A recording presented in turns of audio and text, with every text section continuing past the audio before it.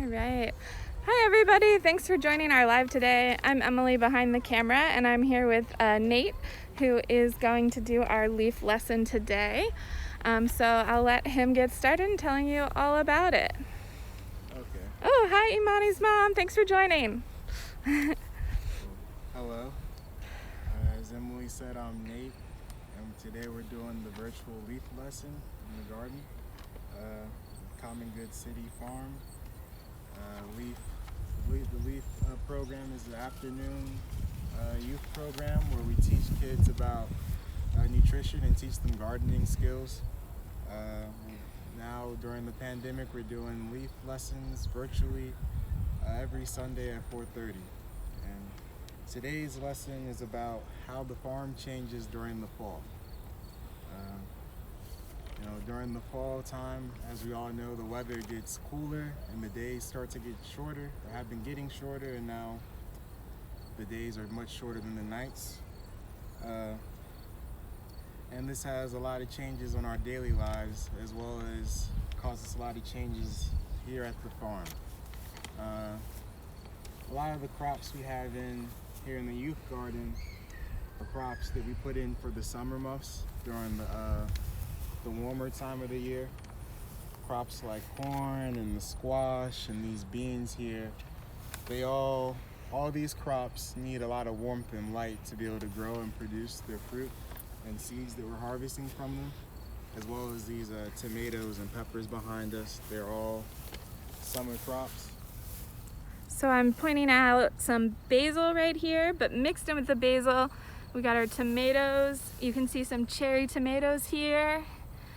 And also sort of hidden in amongst all the basil, there's some eggplant here too. So those are all summer crops like Nate's talking about. And so at this point, these summer crops have been in the ground for a while. They got their chance to grow and live their lives, and we've been eating from them this whole summer. We're still eating from them now because the weather is still good enough and they still have enough light to be able to survive and keep producing. But as things get cooler, these are going to stop producing. We're going to take them out of the ground.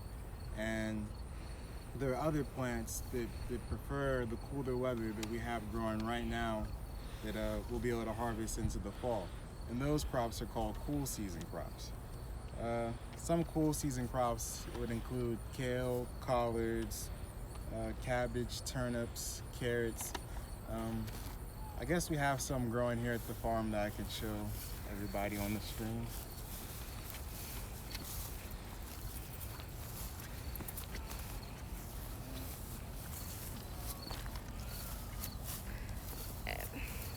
So these greens here are cool season crops. We got kale and tot soy and different greens that prefer the cooler weather and don't need as much light. They can grow in the shade or on days where there's less light. These cool season vegetables, we usually harvest just the leaves or the roots off of them. Other cool season vegetables would be turnips, or as we said before, the carrots, which are over here.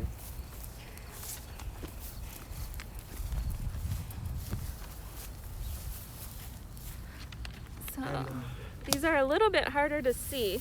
So I'm gonna get really close to what is one of our carrot plants, and maybe Nate can point to it. So these are the tops of the carrots, and underneath here, the roots, the carrots that we like to eat will start developing. But carrots take a lot of time to develop. The greens also take time, but not as much as the carrots. And they're still plants. They still also need warmth and light to grow. So like when we're planting in the cool season, we kind of do it backwards and different from when we're planting things for the warm season. Like when we planted these tomatoes and the corn and beans, we waited until it was warm enough when we put them in the ground, and then they developed and grew nicely. These carrots and these greens, since the weather is starting to get colder and the days are getting shorter, we had to make sure, or Tracy and Bodie had to make sure that they got them in the ground early enough to be able to develop so they can harvest them when in the colder months and when there's less sunlight out. So yeah. These carrots will take some time to get to full maturity, but we got them in the ground soon enough that they'll reach it before they don't have the resources they need. I guess today I also wanted to talk about my favorite cool season crops, which are the greens, the brassicas, the kale and broccoli and tot soy. And so we can go back to this bed and look at these, because these are all brassicas for the most part.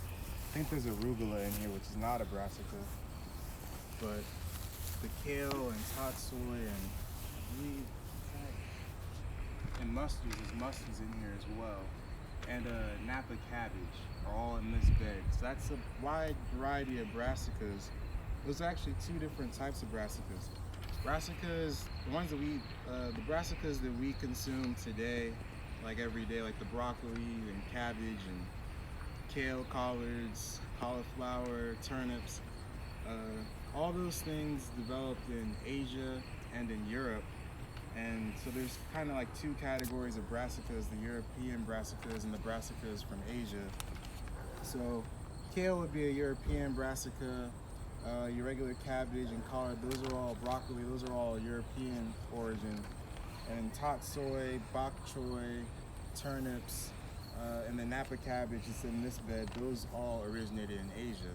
So that's a little history about brassicas.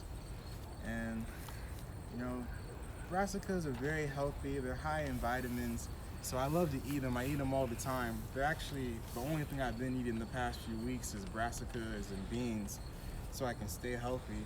And yeah, there's a lot of different ways to cook them. Like one of my favorite things to do is to get a bunch of cauliflower and batter it up like chicken and fry it like a bunch of drumsticks, and it's absolutely delicious, you know? And there's also just regular stir frying and, you know, cooking the greens in some water, different things you can do. My favorite thing probably is to fry cauliflower. Yeah, so some of these beds are being prepped, or some of these beds have been planted with cool season crops. Other beds out here where there's still warm season things that are still producing, still being harvested, but are coming to a close, like these beans and okra, they're out here in the field. These other beds will likely, they're going to need to be prepared for the spring season, and that's another thing that will be taking place here at the farm in the coming days and coming weeks. So one of the things that we like to do to prepare the ground for the spring is to plant a cover crop in the bed where there was a summer crop previously. And what that means is that we plant a plant in the ground that we're not going to harvest the food from. We're just going to plant it so that it grows, and then cut it down right there in the bed. And then as it breaks down and dies over the course of the year, it gives nutrients back to the soil, so the ground is ready to be planted again in the springtime.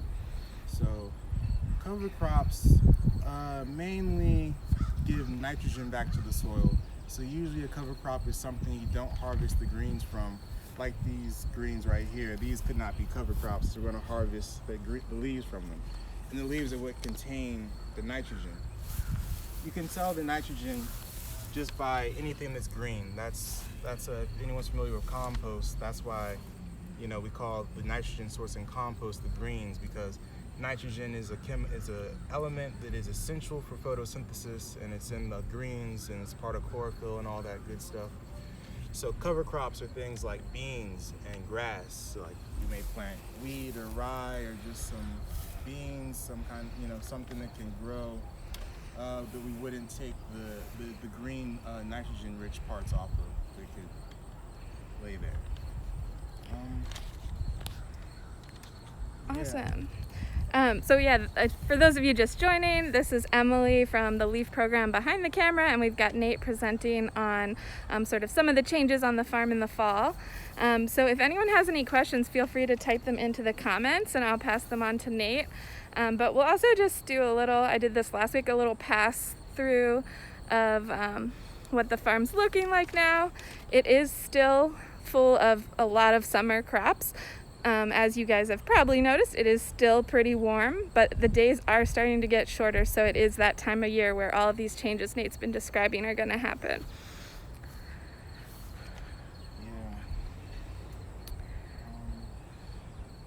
You think it would be good to talk about the history of the brassicas, or just? Yeah, we want to throw in, so Nate did some research on history of brassicas, which are a classic sort of cool season crop. Maybe you can tell us a little more about that. Yeah, so brassicas are my favorite because of the nutrition and the taste. You turn yourself. I Perfect. like brassicas because of the nutrition and the taste of them, but also they have a pretty interesting origin. Like the two brassica families, there's scientific names for them, but they kind of are just those two categories I already described, the ones that developed in Europe in the wild and the ones that developed in the wild in Asia. Their actual origin is from the Horn of Africa. They all have a common ancestor from the Horn of Africa, and that brassica spread up to the Fertile Crescent, in Egypt and in Mesopotamia. And yeah, it was one of the first crops that people ever sort of domesticated, and was there at the origins of agriculture really being developed. And from there it then spread to different parts of the Mediterranean and Europe, and then different parts of Asia. And that's when things like the bok choy and top soy, or like the napa cabbage and the kale and the wild cabbage or the broccoli, all the things that we are familiar with, been developed as it spread into those other parts of the world. Yeah, so I found that information interesting. Awesome. Cool. Well, I'm not seeing any questions, but thanks everyone who joined us today. Maybe just we'll sign off for today, but we'll be doing these every Sunday at 4:30 for the upcoming future. And also, if you do have youth that are like elementary aged or middle school, we'll be starting some leaf interactive classes. So we have information about that in our Common Good City Farm newsletter that's coming out next week, or you can always email me, Emily at Common Good City Farm, if you want to find out more information. All right, you want to wait? Okay, well, thank you for joining and coming here to get the information with us. Thank you. Thanks, Nate.